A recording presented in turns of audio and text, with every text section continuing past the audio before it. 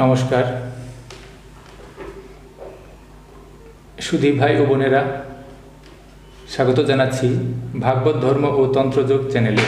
আজকে আমাদের সাথে উপস্থিত আছেন বিশ্বব্যাপী সংগঠন আনন্দমার্গ প্রচারক সংঘের একজন বরিষ্ঠ সন্ন্যাসী আচার্য পূর্ণ দেবানন্দ অবধূত।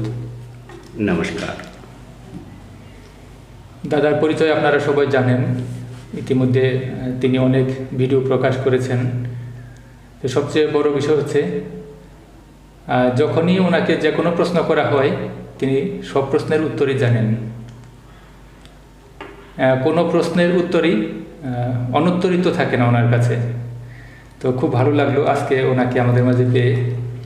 তো আজকে কিছু প্রশ্ন করব জন্মান্তরবাদ সম্পর্কে। দাদাজি,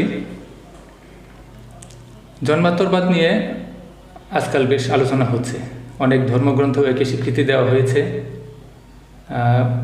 অনেক লোক মানেন, অনেক লোক মানেন না এটা।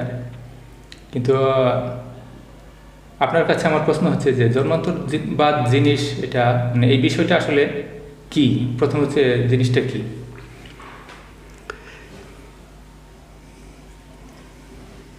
নমস্কার আমার প্রিয় ভাই ও বোনেরা, যারা আপনারা আমার চ্যানেল দেখছেন ভাগবত ধর্মতন্ত্র যোগ। তাতে বিভিন্ন বিষয় নিয়ে আমরা চর্চা করেছি ও এই জন্মান্তরবাদ নিয়েও আমার ভিডিও আছে। কিন্তু তবুও আজকে সমীরণ দাদা জিজ্ঞেস বললেন যে জন্মান্তরবাদটা কী। যাই হোক, উত্তর দেওয়া হবে। তার আগে সমীরণ দাদা একটা কথা বললেন আমাকে, সেটা হলো আমি অনেক কিছু জানি, কোনো প্রশ্নই অনুত্তরিত থাকে না। এটা ঠিক নয়। ইনফ্যাক্ট আমি কিছুই জানি না। আসল যা কিছু আমি বলি বা বলার চেষ্টা করি, সব কিছু আমার পরমারাধ্য গুরুদেব শ্রী শ্রী আনন্দ মূর্তিজিরই চিন্তাধারা, তারই কথাগুলো শুধু তুলে ধরার চেষ্টা করি। তাতে অনেক ত্রুটিও হয়, ভুলও হয়, আমি জানি সেটা। কিন্তু তবুও আমি তার জিনিসগুলোকে তুলে ধরার চেষ্টা করি আর কি, যাতে মানুষ সেটাকে জানুক, আরও গভীরভাবে সেটাকে জানুক। যে প্রশ্নগুলি আমার দ্বারা অনুত্তরিত থাকবে সেগুলো কিন্তু জগৎগুরু শ্রী শ্রী বাবা আনন্দমূর্তিজির বই পড়েও শিক্ষাবিদরা সেটা বুঝতে পারবেন। এই যে প্রশ্নটা জন্মান্তবাদের, এটা কিন্তু সত্যিকারের খুবই একটা ইজি প্রশ্ন নয়, আর উত্তর দেওয়াটাও ইজি নয়। কেননা এটা নিয়ে বিভিন্ন কন্ট্রোভার্সি আছে। আবার কিছু কিছু বৈজ্ঞানিকরা জন্মান্তরবাদকে মানেন না, বিভিন্ন দার্শনিকের বিভিন্ন ধারার বিশ্বাস আছে। যারা নাস্তিক তারা আবার এগুলোকে মানে না। কিন্তু আবার আস্তিকের মধ্যেও অনেকেই আছেন যারা জন্মান্তরবাদকে মানতে চান না। তার পিছনে কী রহস্য, কী কারণ সেটা তো জানা নেই। কিন্তু জন্মান্তরবাদটা কোনো ভেগ জিনিস নয়, এটা কোনো ভেলকি দেওয়া নয়, কাউকে বোকা বানানোর জিনিস নয়। মজহব বা রিলিজিয়ানে অনেক সময় এই মানুষের জন্মান্তরবাদ দিয়ে মানুষকে ভয় দেখিয়ে স্বর্গ নরকের লালসা বা ভয় দেখিয়ে মানুষকে শোষণ করার চেষ্টা করে। কিন্তু আনন্দমার্গের যে চিন্তাধারা সেটা এসব থেকে একেবারে মুক্ত। মানে এখানে কোনো অন্ধবিশ্বাস, কুসংস্কার নেই। আনন্দমার্গের প্রত্যেকটি কথা বিজ্ঞান, যুক্তিসম্মত, লজিক্যাল, যেটাকে বলে রেশনাল হয়। তাই আমরা বিজ্ঞানের বাইরে কিছুই বলতে চাই না। জন্মান্তরবাদটা 100% কর্মবিজ্ঞানের উপরে আধারিত, নির্ভরশীল। কর্মবিজ্ঞানটা কি আমরা জানি। যদি আমরা নিউটনের যে থার্ড ল, যে each and every action has got their equal and opposite reaction, প্রত্যেক ক্রিয়ার সমান ও বিপরীত প্রতিক্রিয়া হয়, এটা নিউটনের।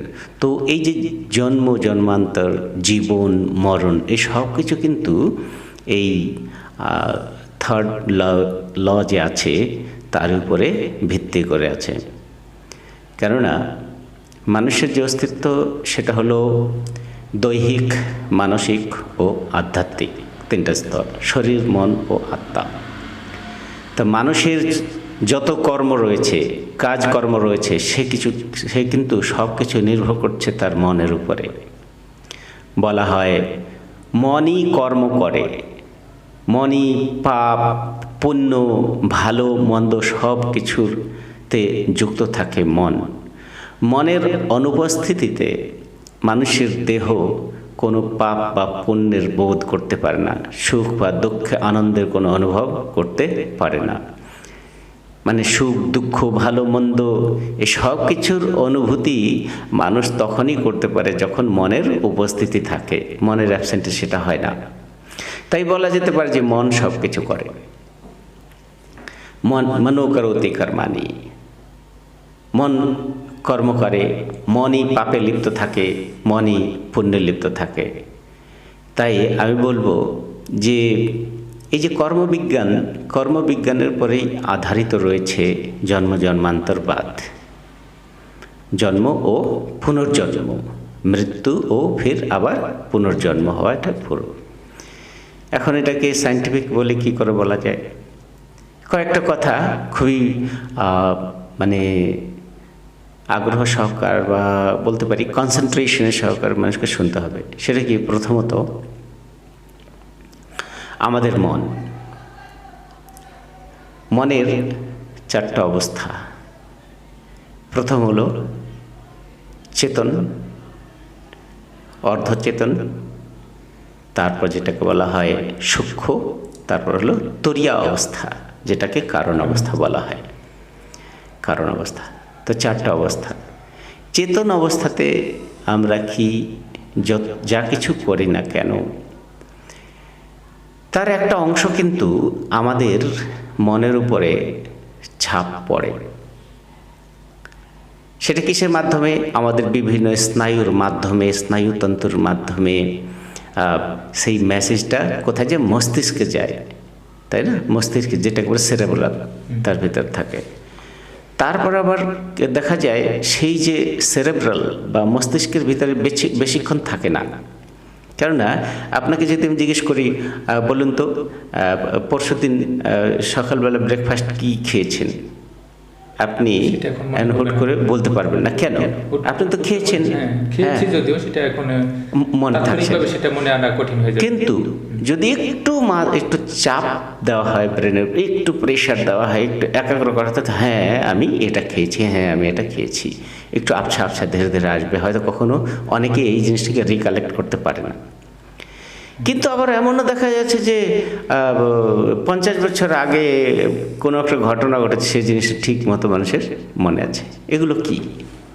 আসল ব্যাপারটা এই ঘটনাগুলি কি হয়, মস্তিষ্কে কিছুক্ষণের জন্য বা কিছু দিনের জন্য ওটা থাকে, কিন্তু আবার নতুন কোনো ঘটনা ঘটলে সেগুলো রিপ্লেস হয়ে যায়, সেগুলো সরে যায়, ডিলিট হতে থাকে। কিন্তু এই মস্তিষ্কের থেকে যখন মানুষের মনে পৌঁছে যায়, মনের গহন যে বিভিন্ন যে স্তরে পৌঁছে যায়, বা একবারে যে মুখ্য যে কারণ অবস্থা, তরি অবস্থাতে যখন পৌঁছে যায়, যেটা কজাল মাইন্ড বলা হয়, সেখান থেকে কিন্তু আর মোছা যায় না। তখন সেই জিনিসটাকে আবার মানুষ কিন্তু একটু প্রেশার দিলে, মন একাগ্র হলে, মন স্থির হলে সেগুলোকে ঠিক বের করতে পারে বা মনে করতে পারে, রিকালেক্ট করে, তাকে স্মৃতি বলা হয়। এটা নিয়ে আমি এখন চর্চা করছি না। আমি বলছি মানুষ যা কিছু করে না কেন, সে ভৌতিক জগতে করুক বা মনের জগতে চিন্তা করুক, সব কিছু কিন্তু মানুষ পটলে সেগুলো জমা থাকে।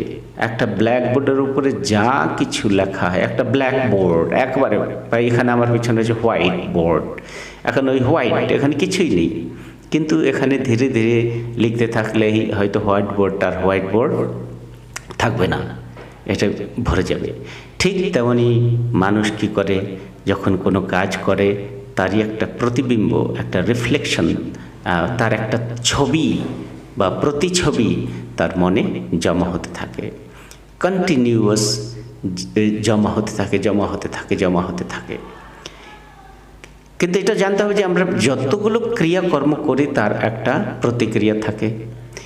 তো এই যে কর্ম, যে রিফ্লেকশনটা বা প্রতিবিম্বটা আমার মনে জমা হলো, কিছুটার ফল সঙ্গে সঙ্গে পাওয়া যায়, আবার কিছু কিছু আছে যার ফল অভুক্ত থাকে বা সেটাকে পোটেনশিয়াল ফর্মে জমা থাকে বা সম্ভাবনা রূপে পোটেনশিয়াল মধ্যে জমা থাকে। এই যে পোটেনশিয়াল রূপে যে মনের মধ্যে জমা থাকে, একেই বলা হয় ডরমেন্ট রিঅ্যাক্টিভ মোমেন্টা। রিঅ্যাক্টিভ মোমেন্টাকে বলা যেতে পারে সংস্কার বা কর্মফল, অভুক্ত কর্মফল বীজ রূপে যে সিড ফর্মে রয়েছে তাকে বলা হয় সংস্কার। এখন এই সংস্কার ভালো হতে পারে, মানুষের মন্দ হতে পারে, তাই না? নিশ্চয়ই ভালো হতে পারে, ভালো কর্মের ভালো ফল, কুকর্মের কুফল, কিন্তু ফল তো হচ্ছে, আর সেই ফলের প্রতিবিম্ব সেখানে সিড রূপে মনের মধ্যে থেকে যায়, জমা থেকে যায়। এখন সেই যে রিঅ্যাক্টিভ মোমেন্টটা, সেই রিঅ্যাক্টিভ মোমেন্টটা তো অভুক্ত, ফল প্রস্তুত হয়নি, ফল মানে ব্যক্ত হয়নি, এটা এক্সপ্রেস করেনি, ম্যানিফেস্ট করেনি। তখন কি হয়? হুট করে মানুষটা যদি মারা যায় তখন কি হবে? তো মারা গেলে কি হয়? তো মৃত্যুর যে পরিভাষা বা ডেফিনিশন, সেটা হলো dissociation of physical wave from psychic wave. মনের তরঙ্গ বা মানস তরঙ্গ থেকে যখন দৈহিক তরঙ্গ বিচ্যুত ঘটে কোনো কারণে, তখন সেটাকে ফিজিক্যাল ডেথ বলা হয়, মৃত্যু হয়ে যায়। তো শরীরটা তো মরে গেল, কিন্তু মনের কি হলো? মনটা তো থেকেই গেল। মনও থাকলেও তার মনের ভিতরে যে সংস্কারগুলো, যে আমি রিঅ্যাক্টিভ মোমেন্টটা বলছি বা বীজ, সেটা থেকে গেছে, এখন সেটা তো ঘুরে বেড়াবে, সেটা তো আছে, সেটা তো নষ্ট হয় না। বিজ্ঞানও তো বলছে যে এনার্জি কখনো নষ্ট হয় না, কোনো তরঙ্গ নষ্ট হয় না, তার ফর্ম পরিবর্তন হয়, রূপ পরিবর্তন হয়, কিন্তু নষ্ট সেটা হচ্ছে না। তাই মানুষ যে কাজ করছেন সেটা জমা থেকে যাচ্ছে। এই পঞ্চ তত্ত্বের যে দেহ, সেটা তো মিলেমিশে এক হয়ে যাবে পঞ্চতত্ত্বে, কিন্তু ওই সংস্কার যুক্ত মন সেটা থাকবে, তার সঙ্গে থাকবে তার আত্মা। আর এখন মনের মধ্যে অভুক্ত সংস্কার রয়েছে, অভুক্ত কর্মফল রয়েছে। এখন সে কি করছে?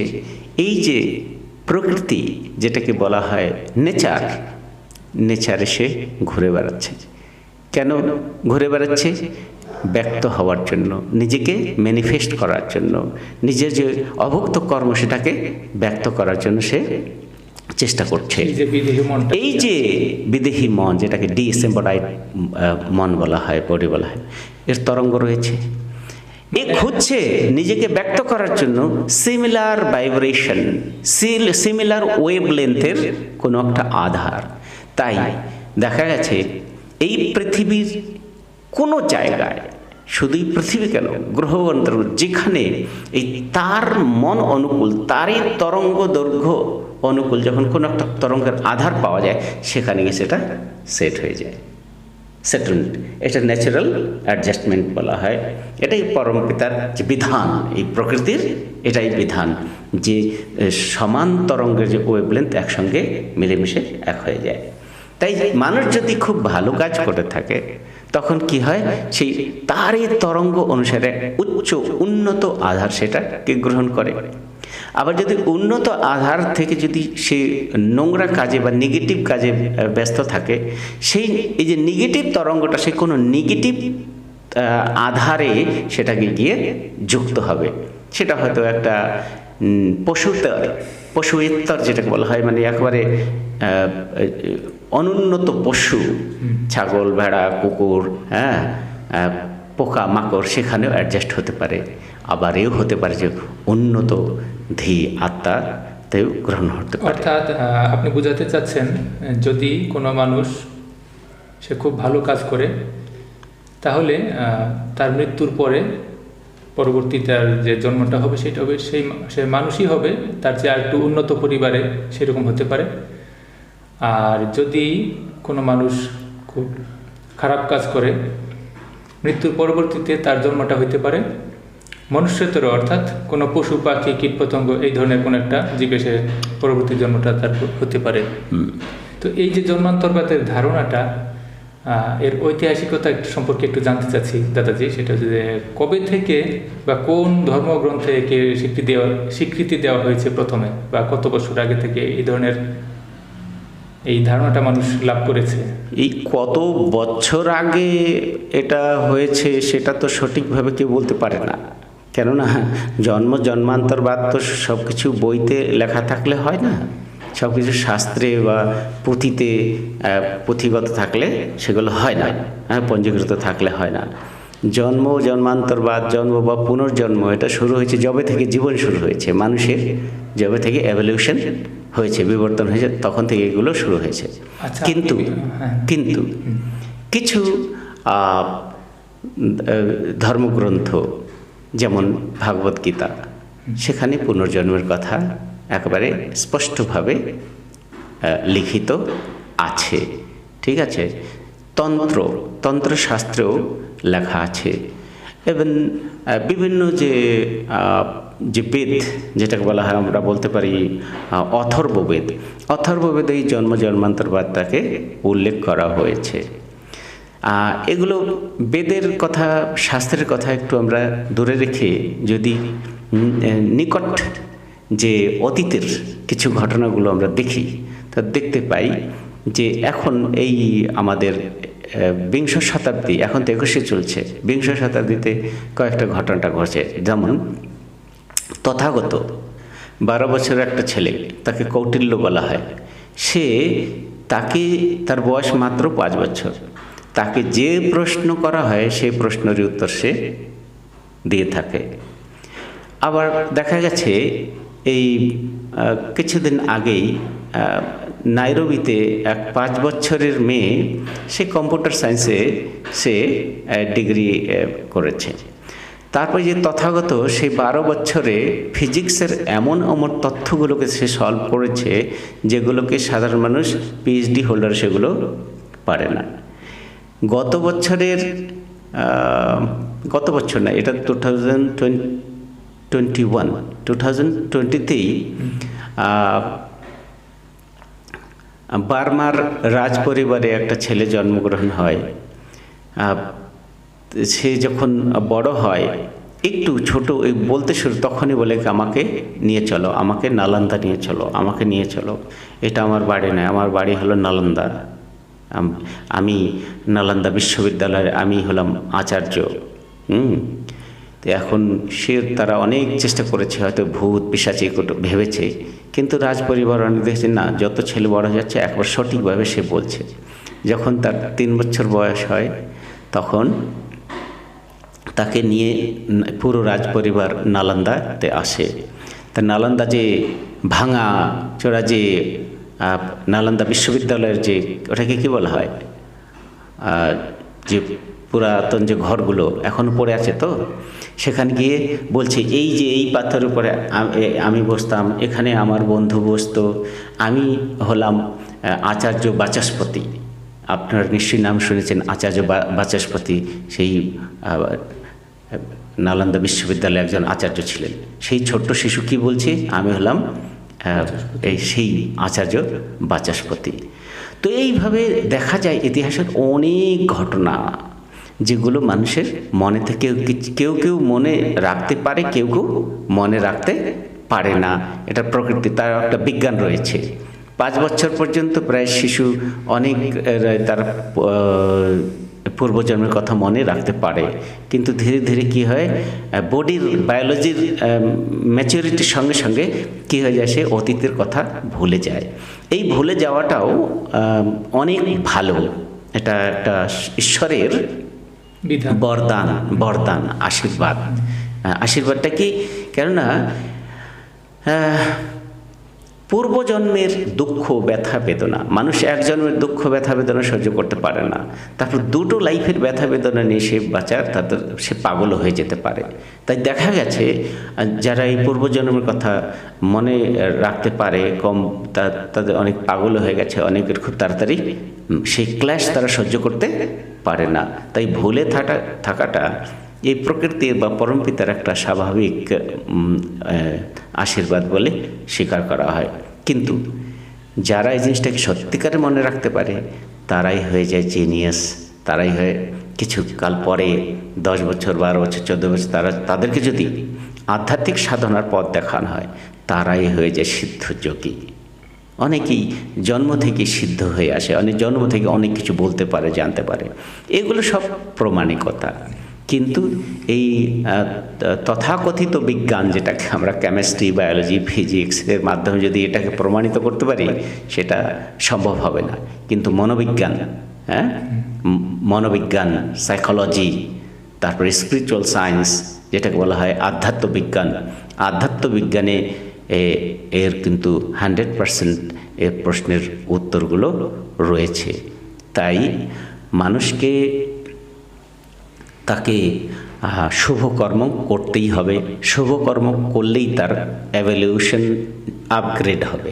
আপগ্রেড বলা হয় না, যেমন আমরা কম্পিউটারে দেখি যে প্রত্যেক 2 মাস 3 মাস 4 মাস পরে, বা মোবাইলে দেখি সফটওয়্যার আপডেট করুন, মানে পুরনো সফটওয়্যারগুলো সরে যায়, নতুন সফটওয়্যার এসে যায়, সব কিছু না কিছু একটা নতুনত্ব দেখা যায়। ঠিক তেমনই থিওরি অফ এভলিউশন যেটাকে বলা হয় বিবর্তনবাদ, সেই বিবর্তনবাদটাকে ঠিক তেমনই। যখন দেখা যায় মানুষের চিত্তের বিকাশ ঘটেছে, অনুন্নত জীব লেশমাত্র চিত্তের বিকাশ হয়েছে, তার সে চিত্তের মাধ্যমে চলে, কিন্তু সেই চিত্তের যখন পূর্ণ বিকাশ হয়ে যায় তখন কিন্তু সে আর সেই ক্ষুদ্র জীবের মতো সে বাঁচে না। চিত্তের পূর্ণ বিকাশের অর্থ হলো, টোটাল এক্সপানশন অফ চিত্তর অর্থই হলো মানুষের মধ্যে অহংবোধ জাগ্রত হয়। আর অহংবোধের অর্থই হলো মানুষের মধ্যে বুদ্ধির বিকাশ ঘটে। মানে মানুষের বুদ্ধির যত বিকাশ ঘটবে মানুষ ততই বুদ্ধিমান হবে। তাই দেখা গেছে যারা খুবই বুদ্ধিমান, খুবই বই পড়ে, অনেক লিটারারি নলেজ আছে, তাদের মধ্যে কিন্তু অহংকারের মাত্রাটা একটু বেশি হয়ে যায়। তাই বলা হয় চিত্তাৎ অহং প্রবাল্যে বুদ্ধি, মানে চিত্ত থেকে অহংকারের মাত্রা যখন সেটা হলো বুদ্ধি। বুদ্ধি মানে সব কিছু ভেবে চিন্তে করা, সব কিছু ভালো মন্দ বিচার করে চলার ক্ষমতা। কিন্তু অনুন্নত জীবের মধ্যে সেটা নেই, শুধু রয়েছে মানুষের মধ্যে বা অন্য জীব যাদের মধ্যে একটু বুদ্ধির বিকাশ ঘটেছে। যেমন অনেক ডেভেলপড কুকুর রয়েছে, গাই গরু রয়েছে, শিম্পাঞ্জি রয়েছে, তাদের মধ্যে কিন্তু অনেক এই বুদ্ধির অভিপ্রকাশটা দেখা যেতে পারে। কিন্তু মানুষের মধ্যে একেবারে সেটা ব্যক্ত হবেই হবে, উন্নত হবেই। তাই মানুষকে বলা হয় বুদ্ধি প্রধান বা মন প্রধান জীব, তাই না? কিন্তু এই অহংকারটা কিন্তু মানুষকে আবার পতন ঘটায়। বেশি বুদ্ধি হলো অহংকার মানুষকে কী করে পতন। কিন্তু এই বুদ্ধিটাকে কিন্তু আবার ঊর্ধ্বগামী আপগ্রেড করতে হবে, তাকে আপডেট অ্যান্ড আপগ্রেড, মানে ঊর্ধ্বমুখী নিয়ে যেতে হবে। সেটা কি বোধির পথে নিয়ে যেতে হবে, ইনটিউশনাল সায়েন্স, আধ্যাত্মিক পথে নিয়ে যেতে হবে। অহংকারকে মহতে সারেন্ডার করতে হবে, সমর্পিত করতে হবে। তখন এই অহংকার থেকে মানুষ মুক্ত পেয়ে যাবে। আর অহংকারই কর্মবন্ধনের একমাত্র কারণ হয়ে থাকে। তাই এই অহংকারকে যখন মহত্বে সমর্পণ করে দেওয়া হয় তখন মানুষ কর্মবন্ধন থেকে মুক্ত হয়ে যায়, তাকে বলা হয় মুক্ত পুরুষ। আর সেই মুক্ত পুরুষ নিজের চেষ্টায় সেই মহৎ নয়, তখন সে পরম চেতনা ঘন সত্তার সঙ্গে মানুষ মিলেমিশে এক করে, তাকে বলা হয় মোক্ষ। তাই এই জন্মান্তরবাদকে যারা বৈজ্ঞানিকভাবে বা লজিক্যাল দৃষ্টিতে দেখে থাকে তারা কিন্তু এই নরকের এই ভাওতায় পড়ে না। কেননা স্বর্গ নরক মানতে গেলে কিন্তু এই মোক্ষ মুক্তি মানা যাবে না। আর মোক্ষ বিজ্ঞান, science of salvation, science of liberation, এটাকে যেন মানা হয়, তবে কিন্তু আবার স্বর্গ নরকের কল্পনাটাকে মানা যাবে না। কেন? স্বর্গ নরকের অন্য কনসেপ্ট। কিন্তু মোক্ষ মুক্তি কি? সাধনার মাধ্যমে, আধ্যাত্মিক সাধনার মাধ্যমে মানুষ নিজেকে ট্রান্সফর্ম করে। ক্রুড ফিজিক্যালিটির তারা subtle psychic energy, subtle psychic থেকে মানুষ আধ্যাত্মিকতার দিকে উন্নীত হয়, আত্মার জগতে প্রতিষ্ঠিত হয় নিজের চেষ্টায়, নিজের প্রচেষ্টায়। সেই তার বোধিবিজ্ঞান যেটাকে বলা হয়, সেই থেকে সেই স্টেট বা ব্রহ্মবিজ্ঞানকে তাতে প্রতিষ্ঠিত হয়, ব্রহ্মত্বে প্রতিষ্ঠিত হয়, আহম ব্রহ্মাস্মি, এইভাবে প্রতিষ্ঠিত হয় সাধনার মাধ্যমে। মানে স্বজ্ঞান, হ্যাঁ, শুয়ে নয়, মরে পড়ার নয়, জেগে থেকে সেই নিজের বুদ্ধিকে সেই পরম চেতনাতে প্রতিষ্ঠিত করে। তাই ভাগবত গীতায় যে বর্ণিত মোক্ষ, এই মোক্ষটা সাধনার দ্বারাই প্রাপ্ত হয়। সেটা তথাকথিত বুদ্ধিজীবী বা পণ্ডিতদের মন্ত্রের দ্বারা স্বর্গ নরকে পাঠানো হয় না। সেটা কতটুকু সত্য, সেটা আনন্দমার্গ স্বর্গ নরকের এই যে কনসেপ্টটাকে অলিক কল্পনা মাত্র, মানুষের কল্পনা মাত্র মেনেছে। কিন্তু এই যে মুক্তি ও মোক্ষ, এটা বাস্তব ও বৈজ্ঞানিক ও যুক্তিসম্মত। তাই এটাকে গ্রহণ করা উচিত সবাইকে। ধন্যবাদ দাদাজি। তো অনেক কিছু জানলাম। তো একটা প্রশ্ন রয়ে গেল, আপনি মাঝখানে বলেছিলেন যে বিবর্তনবাদের সাথে আপনি তুলনা করেছেন সেটা, যে জন্মান্তরবাদ এবং বিবর্তনবাদ, যে দুইটা একটা আরেকটার সাথে কতটুকু রিলেটেড। আপনি জন্মান্তরবাদ সম্পর্কে বলতে গিয়ে বলেছেন যে বিবর্তনের, আর আমরা আরেকটু বলতে চাই সেটা, যে সাহিত্যে আমরা পড়েছিলাম যে তরুলতা সহজেই তরুলতা, গাছপালা সহজেই পশু পাখি সহজেই পশু পাখি, কিন্তু মানুষ প্রাণপণ প্রচেষ্টায় তবেই মানুষ হয়। অর্থাৎ মানুষকে মানুষ হইতে গেলে অনেক চেষ্টা করতে হয়। তো এখানে আমরা দেখতে পাচ্ছি যে আসলে তারা খুব সহজেই, যে তরুলতা বা পশু পাখি বাই বর্ন, তারা তাদের বৃত্তির মাধ্যমে তারা পরিচালিত হয়। কিন্তু মানুষ বৃত্তির মাধ্যমে যদি পরিচালিত হয়, মানুষের মধ্যে যে বৃত্তি আছে তার মাধ্যমে যদি সে পরিচালিত হয়, তখন দেখা যায় যে সে অনেক খারাপ কাজ করে ফেলে। মন যা চায় তাই যদি করে বসে, তখন সমাজে শৃঙ্খলা থাকে না, মানুষ আর মহৎ মানুষ হতে পারে না। তো এইটা মানুষ কেন এত সহজে সেই যে বৃত্তির দ্বারা পরিচালিত হয়ে যায়, মানুষ কি কেন মানুষ হইতে গেলে এত পরিশ্রম করতে হয়? ঠিক, প্রশ্নটা একেবারে ঠিক। যে বিবর্তনবাদের যে ধারা, বিবর্তনবাদের ধারাতেই কিন্তু মানুষ এসেছে। বলা যেতে পারে একটা ক্ষুদ্র জীব বলতে অনুন্নত জীব, কীট পতঙ্গ। সে কীট পতঙ্গ উন্নীত হয়ে মানুষের স্ট্যাটাস এভলিউশনে বিবর্তনবাদে প্রাপ্ত করে। কিন্তু মানুষের পর্যায়ে আসার পরে এখানে যখন বুদ্ধির বিকাশ ঘটে, তখন কিন্তু এই বিবর্তনবাদটা এখানে শিথিল পড়ে যায়।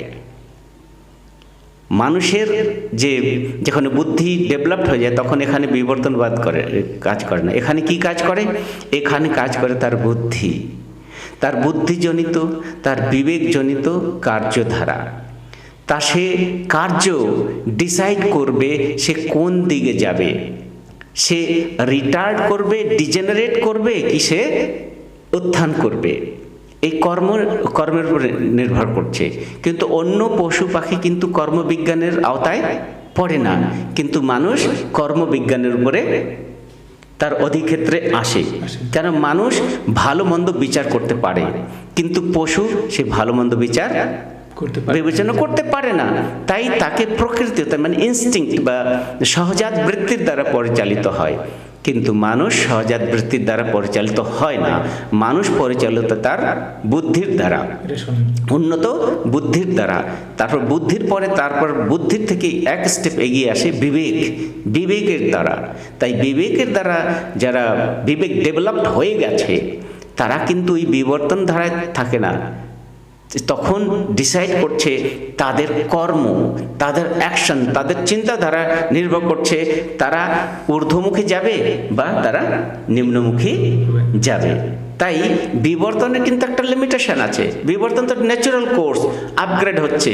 ক্ল্যাশ অ্যান্ড কোহেশন, সংঘর্ষ সমিতি, ক্ল্যাশ কোহেশনের মাধ্যমে একটা যে অণু ধীরে ধীরে সেটাও স্যাটেলিফাইড হয়ে সূক্ষ্মীভূত হয়ে আর কি হয়ে যায়, একটা জীবে উন্নত হয়ে যায়। একটা পাথরও তার মধ্যে গতি রয়েছে, যে ধীরে ধীরে সেই পাথরও এক সময় সে উন্নত জীব হয়ে যায়।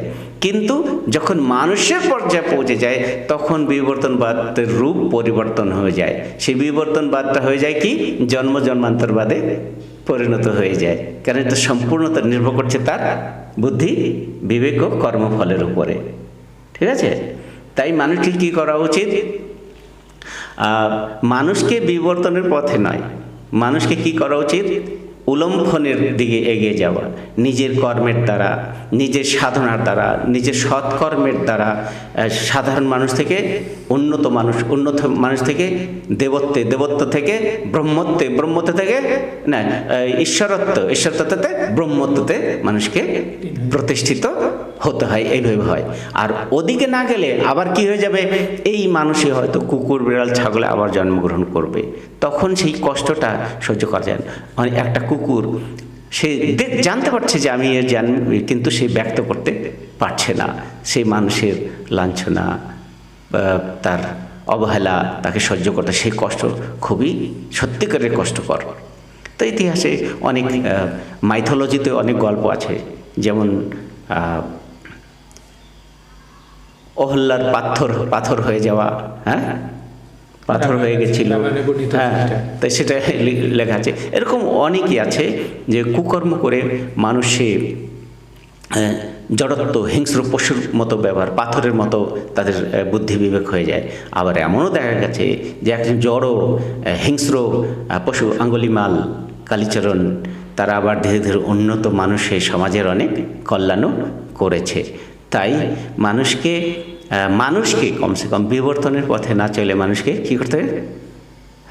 প্রগতির পথে চলা উচিত, সেই ব্রহ্মত্বের দিকে এগিয়ে যাওয়া উচিত। কোনোভাবেই কোনো পরিস্থিতিতেই মানুষকে মনুষ্যত্বর কাজে এনগেজ থাকা উচিত নয়, মানুষকে পশুর ন্যায় বাঁচা উচিত নয়। মানুষকে মানুষের মতো বাঁচলেই তবেই সে উন্নত হবে আধ্যাত্মিকতার চরম পর্যায়ে। এবং জন্মান্তরের সেই যে চক্র, সেই চক্র থেকে মুক্তি পেতে পারে। এটা হতেই হবে, আজ নয়তো কাল।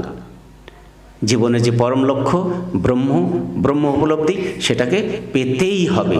তাই মানুষের জীবনকে কখনো অবহেলা করা উচিত না। মানুষের সেই যেমনই হোক না, যে রং রূপ, যে আকার ধরেই আছে না কেন,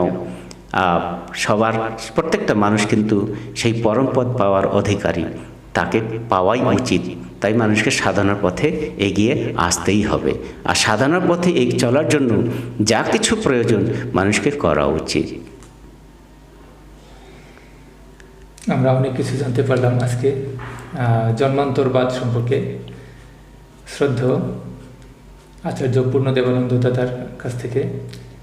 দাদাজি, আপনাকে অনেক ধন্যবাদ। যারা অনুষ্ঠান দেখছেন, যারা দেখেছেন সবাইকে আমার পক্ষ থেকে ধন্যবাদ এবং নমস্কার।